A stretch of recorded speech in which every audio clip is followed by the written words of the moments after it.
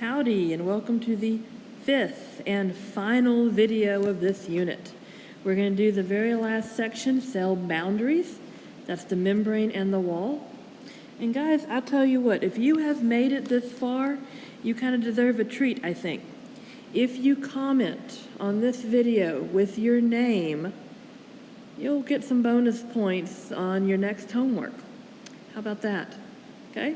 So all you gotta do is add a comment with your name in it, and that'll be worth some bonus points in the homework, all right? I think that's pretty doable.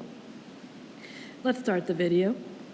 All right, so first up we have the cell membrane. Cell membrane, remember, this has been mentioned before. It's also called the plasma membrane. This was in your last set of notes. And it is the skin of the cell. All cells have a cell membrane. Prokaryotic, eukaryotic, plant, animal, I don't care. All cells have a cell membrane. It's made of two layers, one, two. The two layers make up what's called the phospholipid bilayer. Bi means two, so two layers. And then phospholipids we covered last time. Phospholipids are a type of lipid. So every cell of your body is wrapped in a very thin layer of oil. The phospholipids here are all these yellow balls kind of floating around. Now here's a lovely picture of an actual cell membrane under the microscope. The gray over here is the cytoplasm. This boundary is the cell membrane, and if you look, you can really see the two layers. One, two. So you can see why it's a bilayer. Two separate layers. I think that's an awesome photograph. Now, the cell membrane has some pretty important jobs. First up, it's protection. If you want to get into the cell, you got to go through it first. Then it also does transport, because sometimes things do need to come in. The cell membrane controls what goes in and out. This, by the way, transport is the unit after this one.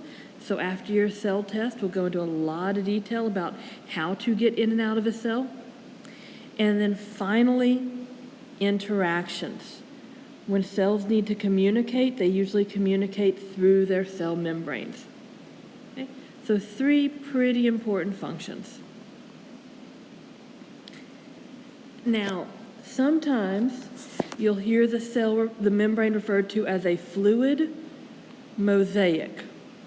This is an old name for the cell membrane, but we still use it on time to time. Both parts are important.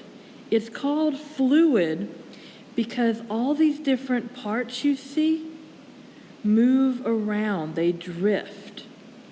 It's called mosaic because it has a lot of parts. It's got phospholipids, that's the yellow balls. It's got proteins, that's these kind of gray blobs. It's got even carbohydrates, so it's got 3 of the 4 macromolecules in the membrane. That's what a mosaic is. It's anything made up of lots of different parts. The fluid part is because they move. Imagine, picture this in your head, bathtub filled with water. Now take 1,000 ping pong balls and dump them on the bathtub. Ping pongs, balls everywhere. Okay? The ping pong balls would form a layer, right? But at the same time, they would all be moving in that layer. They'd all be floating on top of the water. They'd all be moving around. That's how the cell membrane works. It's this layer of ping pong balls, but all the ping pong balls can drift and move any way they want inside the layer. That's what makes it fluid. Okay? So a fluid mosaic, a moving mixture of stuff. Now, all cells have a cell membrane. Plant cells also have a cell wall. They have an extra layer of protection, probably to make up for not having a skeleton to support them. It's extra protection and it's extra support. Okay? It's nice and thick. It's found outside the membrane. See, I told you they both have one. And it just helps the plant stay upright. Well, that was short and sweet.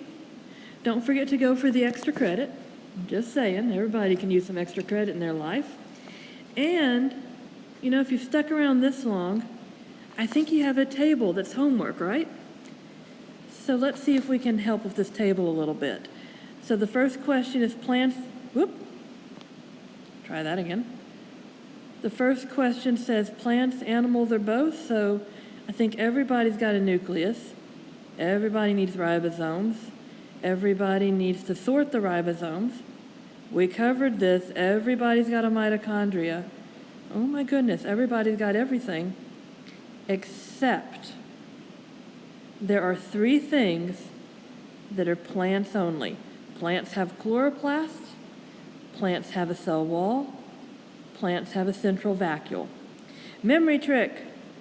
The 3 things plants have all begin with C's, and everything else is a both. There's no animals only. Now, the function of the nucleus is it stores DNA. It's also the control center. Okay?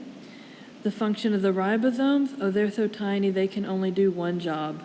They make proteins.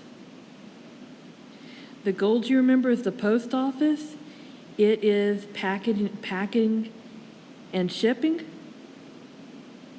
The mitochondria is all about energy. It does cell respiration and turns food into ATP, into energy. Rough-ER is covered in ribosomes, so it makes proteins. Smooth-ER doesn't have any ribosomes, so it can only make lipids. Chloroplast does photosynthesis, which turns light into food. There we go. Lysosomes, remember this is the breakdown. It does digestion. It's the cell's stomach. It fits, stomach. Cytoskeleton is just like our skeleton. So 2 functions here, support and movement. Plasma membrane, now I can't fit it, guys, but I do want you to know all 3 functions of the plasma membrane. Now that's in your notes, or it should be. We just talked about it just a few slides ago, and it is question number 32 in your notes. I can't fit that here. It's not going to happen. Cell wall is support and protection. I can fit 2. And then central vacuole is storage, mostly storing water. Well, that wasn't too bad. For the appearance here, or the structure of it, you can draw me a picture. So that's a pretty good nucleus. It's got a nucleolus. It's got a nuclear envelope. Nucleolus. If I can label it, you can too. Ribosomes are little dots. Small.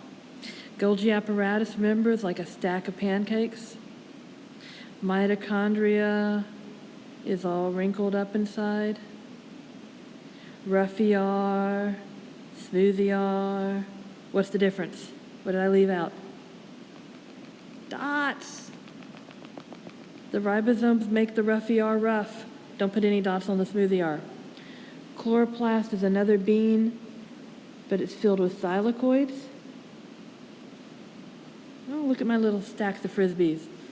Lysosome is just a bubble of digestive enzymes to break stuff down. For cytoskeleton, remember we have 2. We have the really thick microtubules, and you have the really thin microfilaments. So just draw me some, they're bones, they're fibers. The plasma membrane, remember, is a lipid bilayer.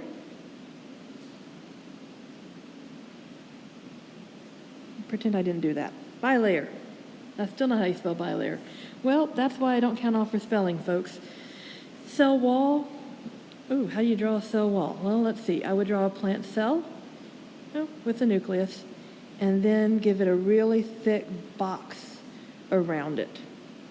And that's going to be the cell wall. And then finally, central vacuole. Well, give me another cell. Give me the box around it because it's a plant cell. Give me a nucleus. And then the central vacuole is like a giant water balloon. Right there. It's a giant balloon that just fills up the plant cell. All right. I hope your table's prettier because that's pretty ugly. But I'll find out because I'll see that table on Tuesday. That's worth 100 points of homework if it's filled out. See you on Tuesday, guys. Enjoy your 3-day weekend.